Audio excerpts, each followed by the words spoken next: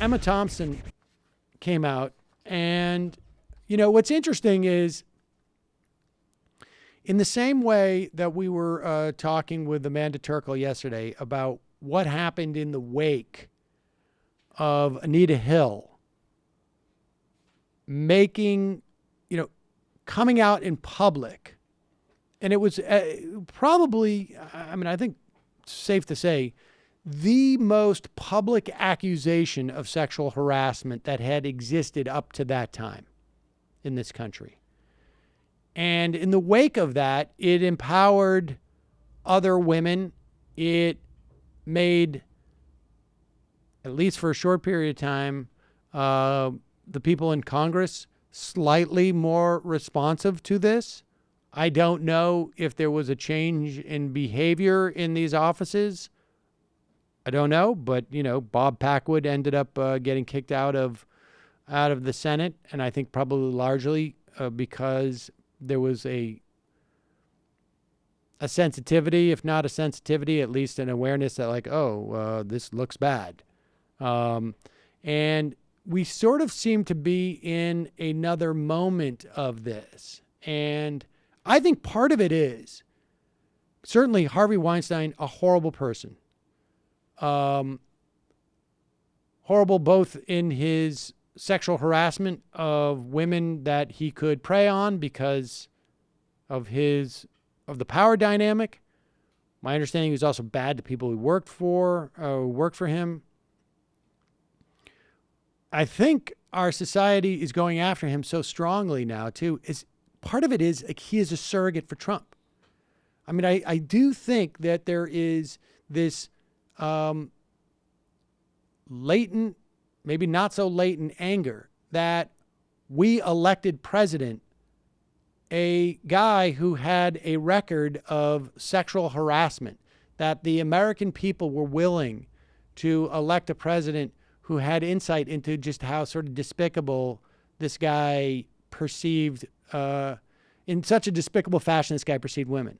And so I think Harvey Weinstein, certainly deserving of it, is getting the full brunt of this, in part because of that. I don't know. Maybe this would have happened to Harvey Weinstein in the absence of a Donald Trump administration. I don't know.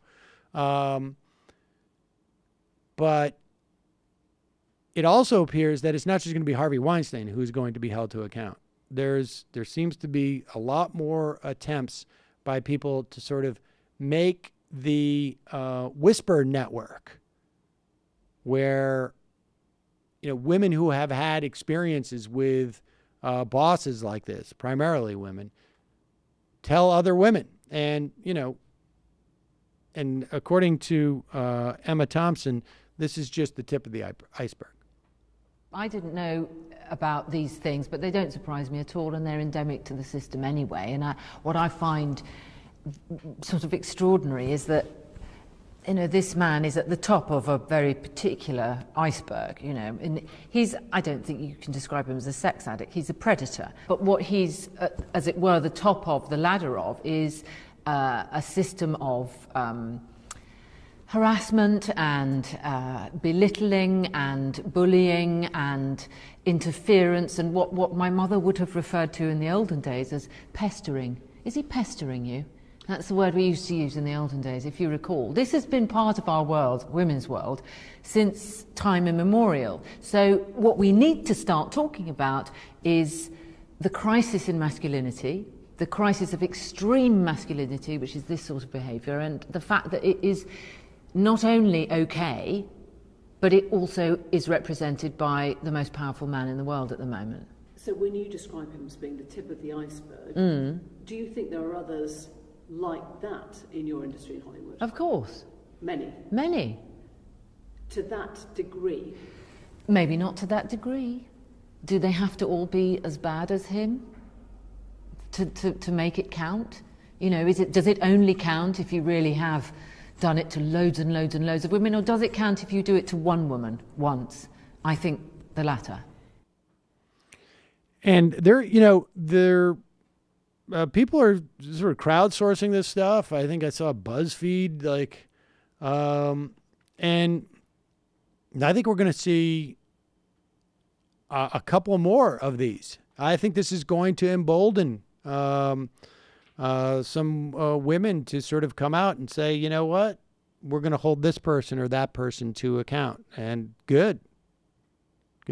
I mean,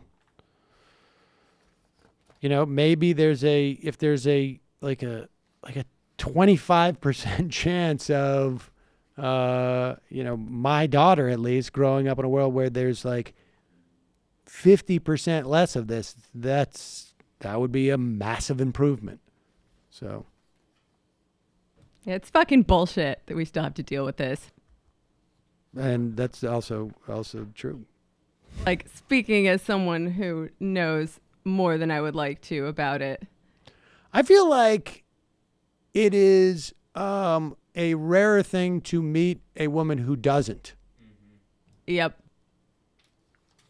And like the problem with these whisper networks, like my friend Alex Press wrote a good blog post about it the other day, is it leaves some people out. Like not everyone's in the loop, not everyone's in the click. I didn't get that spreadsheet of like creeps in media. Like there's a name or two I would like to add, but I never got the chance. All right, well, let's reference what you're talking about. There is a spreadsheet that's gone around. Now, the link apparently is dead, I think, as of today, is my understanding. But there was a spreadsheet where it was crowdsourced. People would put things on there. Women would put things on there, their experiences with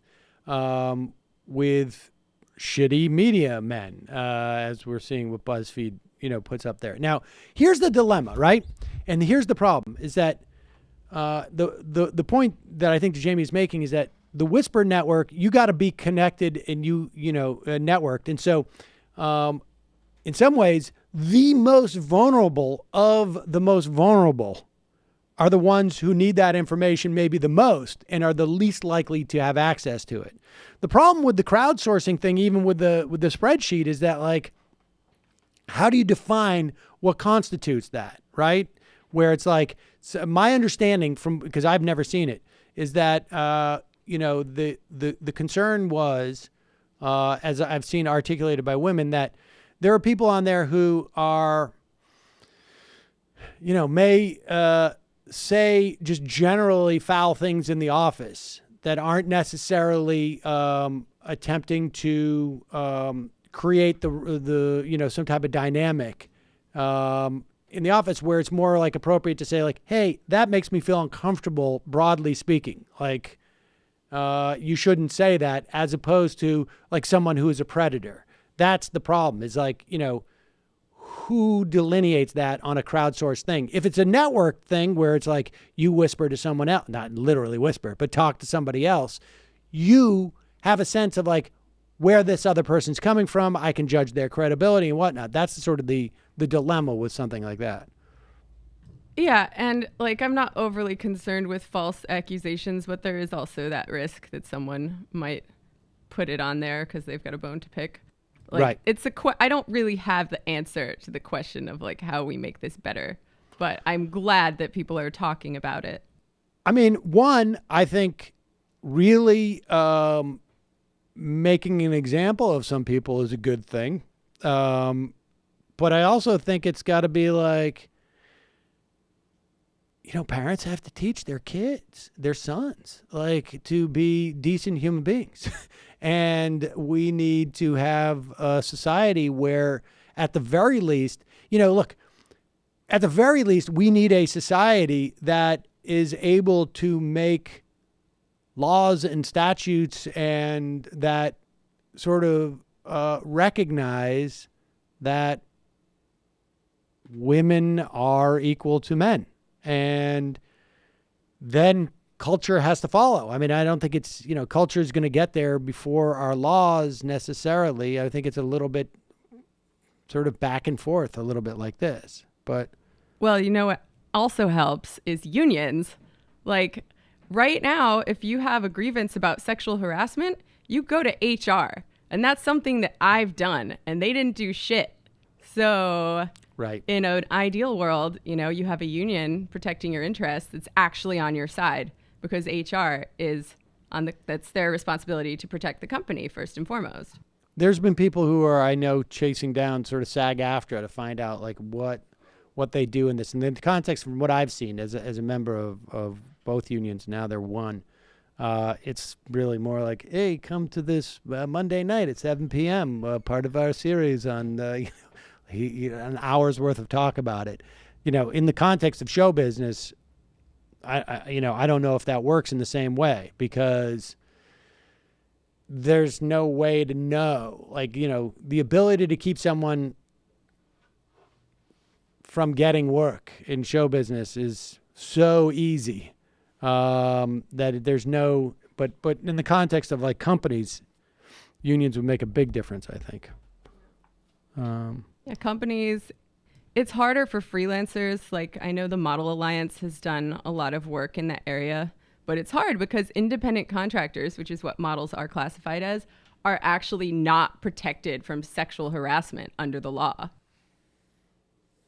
That seems totally effed up. In most states. Yeah, it is. That's why I've started out my model agency. I asked my advisors, what's the one profession where I can legally sexually harass women? And they said modeling, so here I am. He had a modeling agency, right? Didn't he? Well, Miss Universe thing. I'm sure he has dealt with modeling agencies before. Oh yes. Oh yes. What, they have agencies of these beautiful women? Why didn't anybody tell me before? Wait a second. I don't have to start my own beauty contest? Hi, folks. Sam Seder here. We still need your help on our Patreon page. YouTube ads have come back, but not nearly as much as we had before. So if you can help us out, any little bit helps. Head over to our Patreon page right at this URL, and you'll help us keep helping you by making videos